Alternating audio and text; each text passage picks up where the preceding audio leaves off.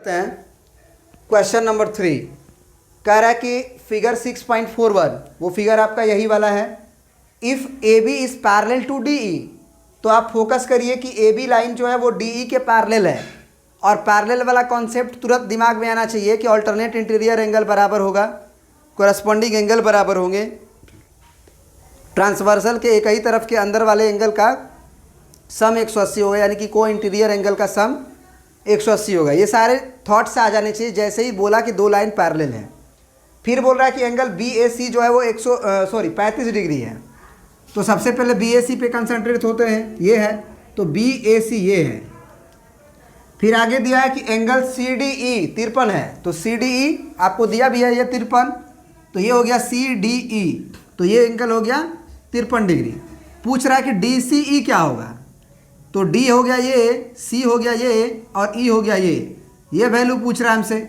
आसान है, अरे भाई ये अगर 35 डिग्री है और ये लाइन पैरेलल है, तो ये एंगल और ये एंगल अल्टरनेट इंटीरियर एंगल होगा।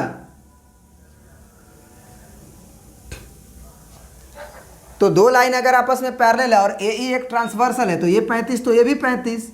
अब ये दोनों एंगल मालूम चल गया, तो ये एंगल ट्रायंगल के तीनों एंगल का सम जो है 180 डिग्री है, उससे निकाल सकते हैं। तो चलिए इसको लिख देते हैं, बस आप प्रिंट कर लीजिए। अब देखिए जो बातें हमने किया मुजबानी उसको हम लिख दिए कि चूंकि ए बी लाइन जो है वो डी ई के पैरेलल है और ए ई जो है वो ट्रांसवर्सल है, यहाँ लिख लो, and a e is transversal. तो निश्चित रूप से एंगल ई जो होगा 35 डिग्री होगा, एंगल ई जो होगा वो 35 डिग्री होगा। कारण क्या है, अल्टरनेट इंटीरियर एंगल बराबर होते हैं। फिर हमने लिखा कि angle C plus angle D plus angle E, angle C plus angle D plus angle E, ये एक कंप्लीट ट्रायंगल बन रहा है, तो इसमें एंगल का सम 180 डिग्री होगा। कारण में लिखा सम ऑफ एंगल ऑफ ट्रायंगल। अब एंगल डी हमको दिया गया है 53 डिग्री, एंगल ई आया हुआ है 35 डिग्री।